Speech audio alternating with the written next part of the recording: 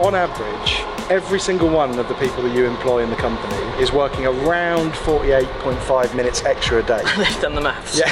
There's things to talk about in terms of commuting, there's things to talk about in terms of like managing your own time. I've completely forgotten that commuting exists. It's like, it feels so long ago. Yeah. I think what's important and what I've felt, there's a lot more time during the day for myself. I can actually prepare lunch, or I can sort myself out, or go and, in my case, go and sit out on the balcony. I understand I'm probably pretty privileged in London to have a balcony or any outside space, but if you do have a garden, then you've probably got more time to go and sit in the garden. We're working 50 minutes extra every day, apparently. Really? Are you? I feel like you might be at your screen longer, but maybe not necessarily always doing extra work. How many micro breaks are you taking a day?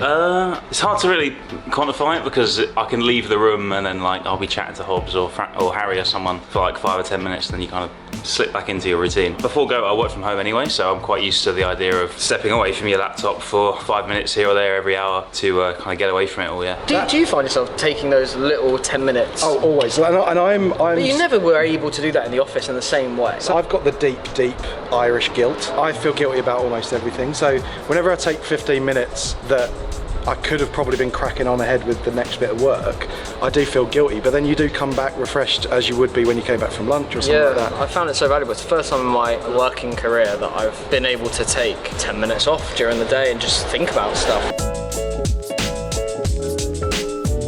This new world that we do actually live in now, What? we can be a lot more flexible with the way and where we work and how we work and what inspires us. For example, we're now on our lunch break in an art museum or art gallery, and then we can go back to work wherever we want to. Creatively, it's really positive for us. But also you've got to take in different types of workplace, because the Goat office was very dynamic, so you would get those moments where you guys wouldn't come down like a ton of bricks on people if they did want to go over to someone's desk and just talk to them for 15 minutes. Yeah. And I came here yesterday with Hannah, one of the new starters, and she settled in really well, and it's actually so amazing to finally meet someone that you've built up a relationship over Google Hangouts, and we still vibe the same, and it's interesting how we're going to perceive everyone after this, and what relationships we've built digitally, and then how we can then follow them through socially and interactively, compared to before when everything was reversed. You'd meet someone face to face and then you build a relationship with them online, but now it's the other way around. We genuinely see the office and our company and where we're going and how we're doing it as like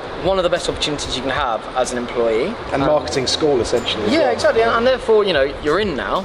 Now work hard in order to keep fulfilling what's possible, and we're in charge of that as well, and I think it's very, very important, as we've found with working from home, that people take the time off. We've not forced holiday, but we've made sure people take the holiday they need to take, because I don't want people getting to October and having taken 3 days holiday. That's not healthy, and we don't want that to happen, so we've put measures in place in order to stop that sort of stuff happening. But at the same time, if people want to work hard and progress super fast through the business and carve a very, very successful career out for themselves from an early age, then I'm not here to stop you either. If you want to work 12 hours a day, I'm not going to encourage it. You're going to notice it though. But I'm going to notice it, yeah, and I'm going to try and help that person work out how you can delegate better, and like that's as important as you progress in order to become a better employee for us, than just doing everything yourself and going hammer and tong, because you'll only be able to do that for so long, whereas you can delegate and manage and build out a team and do things in a smart way, push back on ideas when they're not so good for you and your time and what's worth it. That's as important for us as someone working 15 hours a day and killing it. Wow, it's just literally the windiest place in the world. Honestly, this area, it just... I can't hear you. Can we go there? Down there?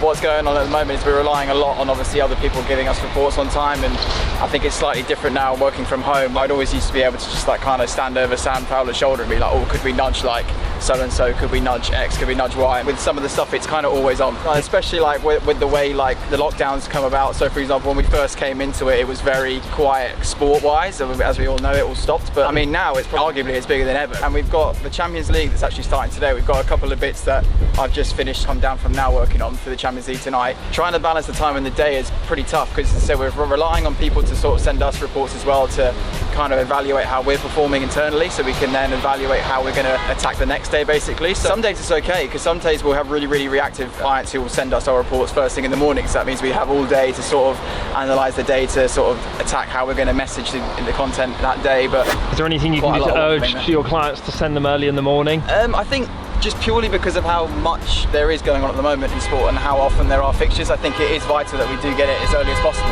It's pretty much every night now. It's like, it's one of those things where if it's a certain sport that we might see, oh, I don't think we're getting the best conversions from a certain sport anymore. For example, I think as much as football we had, I think just because there was so much, kind of like the lead up to kind of disappeared, because instead of having like the weekend of like a Super Sunday game, like a huge game, and then you had another week before the next one or another 3 or 4 days before the next European game, it's every night. So there's no, it's such little time then to then just sort of kind of like engage your audiences to be ready for the next one. So yeah, it's been tough to kind of adapt to that, I think. So it's a case of, as I said, as you mentioned, just getting the reports as early as possible so we can then maybe evaluate and try different sport.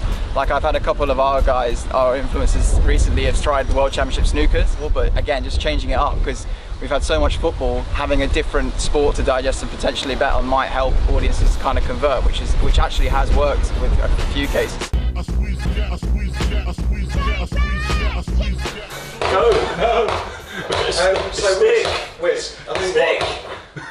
This is the outtake now, isn't it?